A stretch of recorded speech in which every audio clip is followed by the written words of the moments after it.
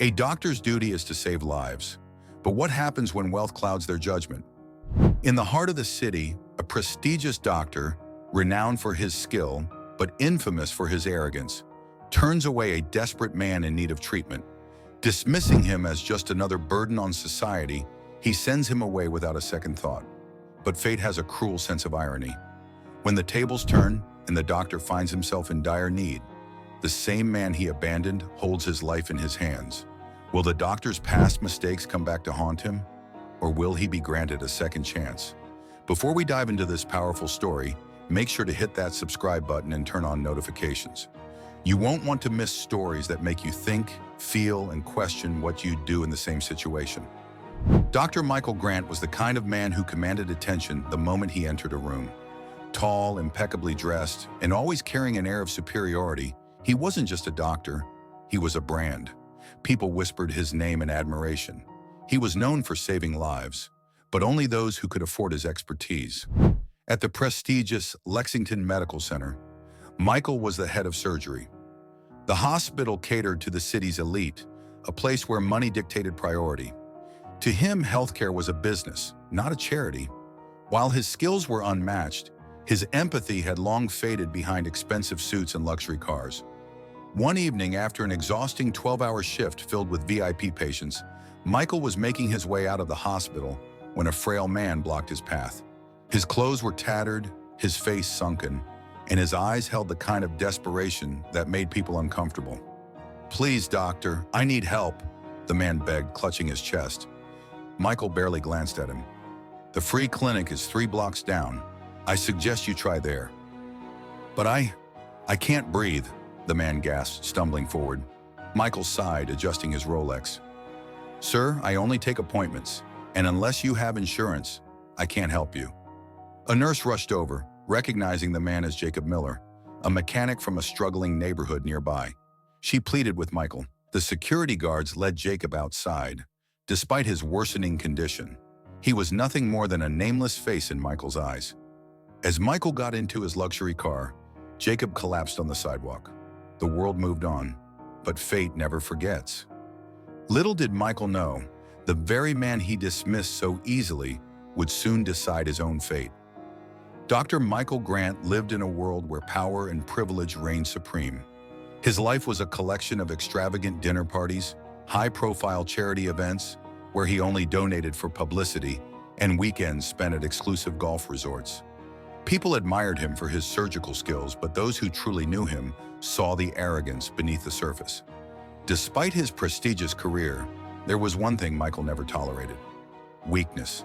To him, success was a choice, and poverty was the result of laziness. That's why when Jacob Miller had collapsed right outside the hospital, Michael hadn't even looked back. He had already moved on to the next high-paying patient. But the universe had other plans. A week after turning Jacob away, Michael arrived at work only to be greeted by an uncomfortable silence. Nurses and doctors whispered in hushed tones as he walked past, their eyes filled with judgment. He frowned. "What's going on?" His assistant hesitated before handing him a tablet. "You need to see this, doctor." Michael's eyes scanned the screen. A viral video. Someone had recorded Jacob's desperate plea outside the hospital. The clip showed Michael's cold dismissal, the way he had barely even acknowledged Jacob's suffering. The most haunting part came at the end, when Jacob collapsed on the sidewalk, gasping for breath, and no one stopped to help. Michael's stomach tightened. The video had exploded online. People were outraged. Social media was flooded with comments. "How can a doctor be this heartless? This man is a disgrace to the medical profession. He let someone die just because they were poor?" Michael's face grew hot. He turned to his assistant. "Where is Jacob Miller now?" Her lips pressed into a thin line. "He survived. Barely. He had a heart attack but was taken to a public hospital just in time. He's recovering." Michael exhaled, but relief didn't come. This was bad, worse than he had anticipated. In the following days, the backlash intensified. Patients canceled appointments. The hospital's board of directors held an emergency meeting. Sponsors pulled their funding. Michael tried to do damage control. He issued a public statement saying, "We cannot treat everyone, but we always strive to provide the best care possible within our resources." It backfired.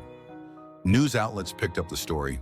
Protesters appeared outside the hospital, holding signs that read, "Healthcare is not just for the rich," and "Justice for Jacob." Then came the final blow. One afternoon, Michael was called into the hospital's executive boardroom. The senior director sat across from him, their expressions grim. "Dr. Grant," the chairman began, "we've always valued your contributions, but your recent actions have severely damaged our hospital's reputation." Michael forced a smirk. "Come on, this will blow over. Just give it time." The chairman's gaze was steely. "We can't afford to wait. Effective immediately, you are suspended pending further review." Michael's world tilted. "Suspended?" he scoffed. "You can't be serious." "This is not up for debate," the chairman said firmly. "Gather your things." The room spun around him. Michael stormed out, his chest tight with rage and disbelief. In the weeks that followed, Michael's life crumbled. His suspension turned into a permanent termination. Other hospitals refused to hire him. His name was tainted. Lawsuits followed, with Jacob's family pressing charges for medical negligence. His luxury car, his penthouse, his elite social circle, all of it vanished. Within months, Michael went from being one of the city's most respected surgeons to a pariah. But the worst was yet to come. One evening, Michael sat alone in his now modest apartment, staring at the stack of unpaid bills. His phone buzzed. He answered, his voice hoarse. "Hello? Dr. Grant?" The voice on the other end was urgent. "It's your mother. She's collapsed." Michael's heart stopped. "She needs immediate surgery," the doctor continued.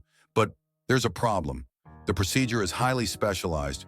The only surgeon qualified for it is out of town, and the second best option—" Michael gripped the phone. "Who is it?" A pause. Then the doctor's voice returned. "Jacob Miller." Michael's breath caught in his throat. "Jacob Miller? That can't be right," the doctor continued. "He used to be a mechanic, but he was also studying medicine at night. He just recently completed his surgical training. He's one of the only doctors available who can perform the procedure your mother needs." Michael felt the weight of irony crash down on him.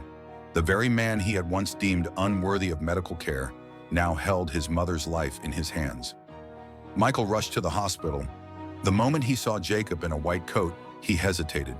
Jacob looked different, stronger, more confident. But there was something in his eyes, something that made Michael's stomach churn. Jacob met his gaze, arms crossed. "Dr. Grant." Michael swallowed his pride.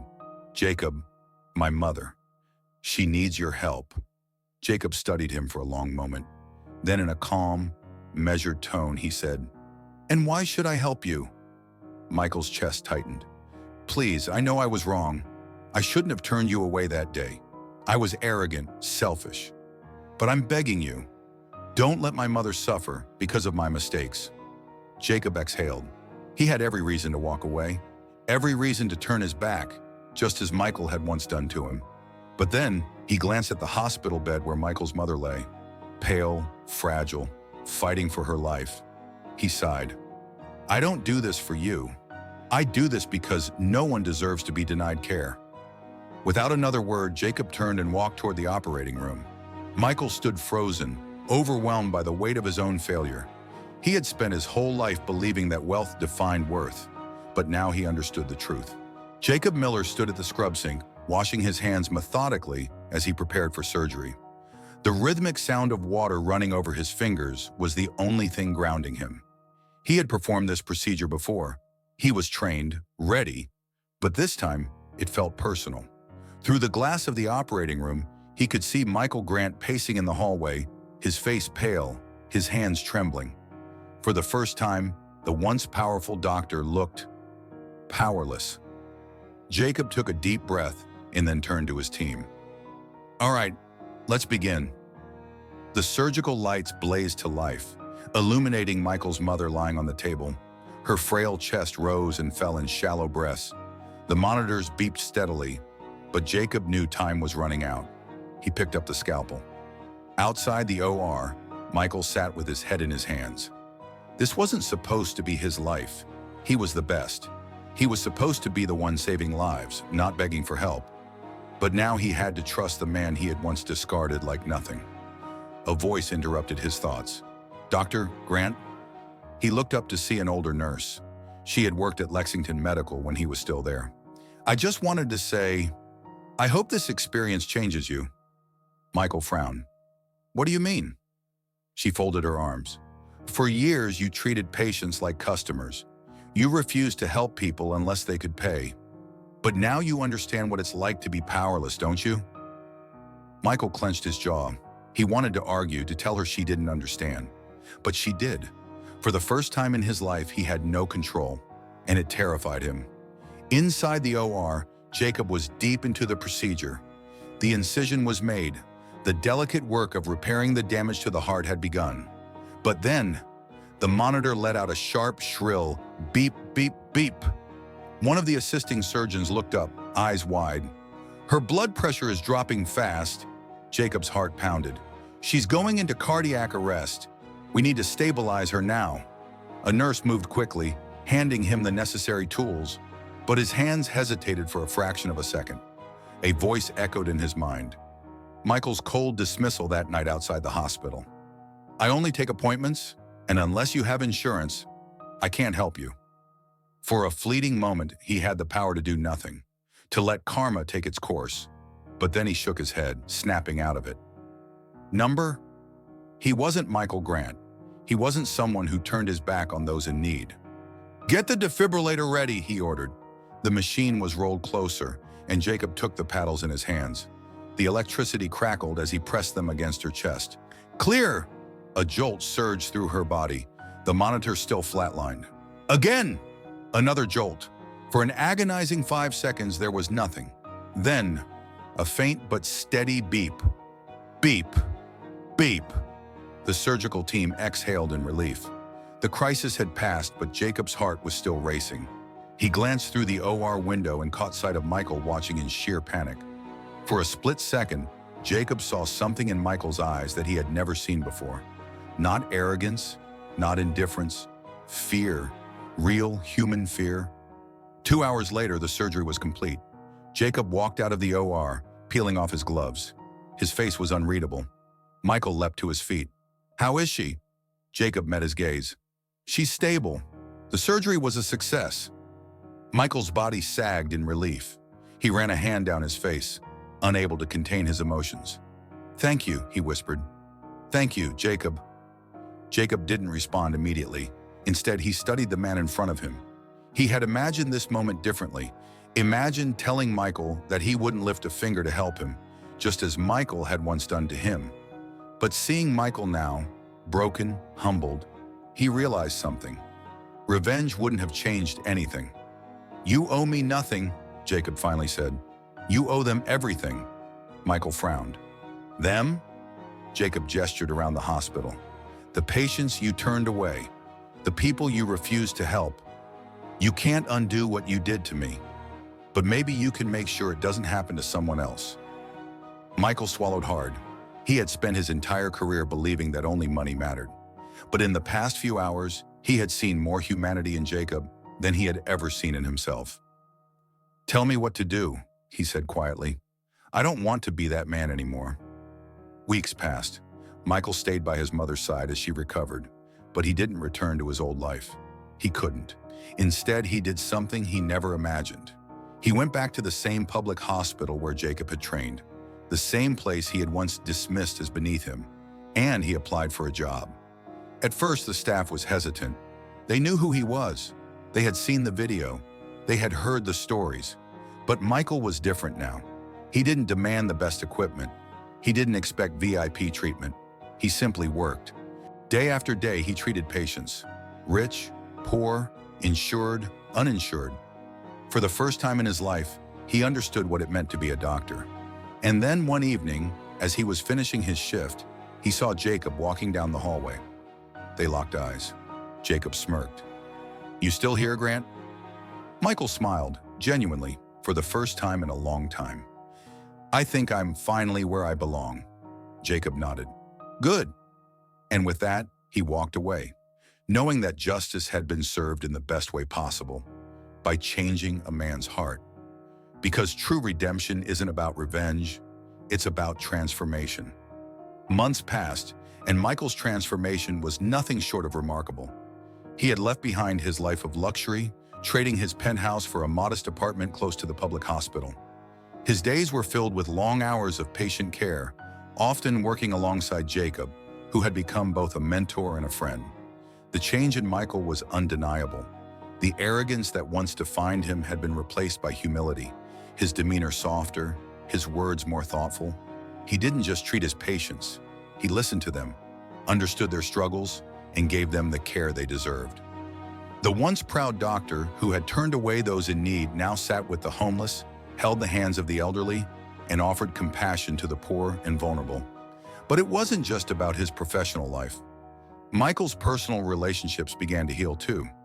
He reached out to his estranged mother, who had been a distant figure in his life for years. Their conversations were no longer filled with tension or unspoken resentment. Instead, they were marked by honesty and a newfound connection. She saw the man he was becoming, and she couldn't have been prouder. Even the board members of Lexington Medical Center had heard whispers of his change. Some were skeptical, but others recognized the genuine shift in his character. A few months later, they reached out with an offer for Michael to return, this time not as a high-priced surgeon for the wealthy, but as a mentor for the younger doctors. The hospital, in its own way, had realized that perhaps the best way to restore their reputation wasn't by pretending nothing had happened, but by embracing change. Michael was torn. He was tempted by the old comforts of luxury, the status and recognition that he had once craved. But then, he thought of the faces he had seen in the public hospital, patients who would never know what it was like to have access to elite care, patients who didn't even have the privilege of walking into a building with marble floors. He chose to stay. As for Jacob, his own life had taken a turn. He had been offered a position as a senior surgeon at the same hospital where Michael now worked, and he had accepted it eagerly. But Jacob had always been different from Michael. His path had never been about wealth or prestige. He had been content with helping others in whatever way he could, whether it was fixing an old car or performing life-saving surgery. Jacob's sense of purpose had only deepened after saving Michael's mother. He never let the recognition go to his head. Instead, he used his position to continue advocating for those who couldn't afford the care they desperately needed. He partnered with local clinics, held free health camps for underserved communities, and even started a scholarship program for aspiring medical students from disadvantaged backgrounds. He often found himself reflecting on his own journey, how he had gone from a mechanic with a dream to a respected doctor with the power to change lives. But more importantly, he had never forgotten the lesson he had learned that fateful day when Michael had turned him away. He knew that true success wasn't measured by the wealth you amassed or the accolades you earned. It was measured by the lives you touched. The unlikely friendship between Michael and Jacob grew stronger over time. Their bond wasn't just rooted in gratitude or guilt, it was founded on mutual respect. Michael had learned humility, and Jacob had learned forgiveness. Together, they became a force for good in the hospital, pushing for reforms that prioritize patient care above profit. One evening, as they sat together in the break room after a particularly challenging surgery, Jacob turned to Michael and said, "You know, I used to think I'd be the one teaching you how to be a better person, but it turns out you've taught me a thing or two as well." Michael chuckled, a genuine laugh that came from the heart. "Guess we both learned something, huh?" Jacob nodded. "Yeah, the world doesn't owe us anything, but we can still make a difference, one person at a time." The public hospital where Michael now worked began to see the ripple effects of his transformation. Patients who had once been afraid to seek help from a doctor who didn't understand their struggles now felt more comfortable. The staff, too, began to change, as Michael and Jacob led by example, showing everyone that medicine wasn't about the status of the patient, but the sanctity of life itself. Word spread, and soon other doctors who had once been part of the elitist system followed Michael's lead. They left their comfortable offices in the private sector and joined the public hospital, bringing their skills to those who needed them the most. The hospital became a beacon of hope for the poor and the disenfranchised, providing high-quality care regardless of income or status. People no longer feared coming to the hospital because they couldn't afford it. And with Michael at the helm of their transformation, the hospital's reputation began to shift, not just in the eyes of the wealthy elite, but in the hearts of the community. The story of Michael Grant and Jacob Miller is one of transformation, forgiveness, and redemption. It is a reminder that no matter how high we rise in life, no matter how powerful we become, we are all human. We all make mistakes. We all have moments of weakness, arrogance, and pride. But what truly defines us isn't the mistakes we make, it's how we choose to learn from them. Michael's journey wasn't just about losing everything he had, it was about gaining something far more valuable, a sense of purpose. He learned that money and status could never replace the satisfaction of knowing you've done something good, something meaningful. He learned that real success isn't about how many lives you can save in the operating room. It's about how many lives you can change for the better, simply by being kind, compassionate, and willing to serve. And Jacob's journey wasn't about proving a point or seeking revenge. It was about recognizing that true power lies in forgiveness. He could have walked away from Michael, left him to suffer the consequences of his actions. But instead, he chose to help, because he understood that healing wasn't just about fixing broken bodies. It was about healing hearts and restoring faith. The hospital they worked at became a symbol of this change, a place where healing wasn't determined by wealth, but by the will to care. And as for Michael and Jacob, their friendship became the heart of that transformation, a constant reminder that even in the face of betrayal, there is always the possibility of redemption. As we look at the story of Dr. Michael Grant and Jacob Miller, we are left with one powerful question. How often do we allow our assumptions, our pride, and our fears to define how we treat others? The truth is, we are all capable of great mistakes, but we are also capable of great growth. Every action, every decision, every encounter with another person is an opportunity for change, a chance to be better, to do better, to lift someone up instead of tearing them down. We don't have to wait for the world to come crashing down around us to change. We can start right now. Because the most meaningful transformations often happen when we least expect them, and when we choose to open our hearts and minds to the possibility of a new path. And so, the moral of this story is clear. Redemption isn't something that happens to us.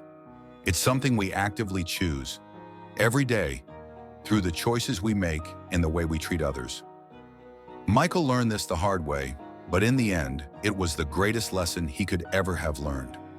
May we all strive to be a little more like Jacob, kind, compassionate, and ready to forgive. And may we remember that it is never too late to change the course of our lives for the better. If you've enjoyed this story, and if it has left you with something to think about, don't forget to hit the subscribe button. Join us for more stories of transformation, hope, and the power of change. You won't want to miss what's coming next. Stay inspired, stay compassionate, and we'll see you in the next video.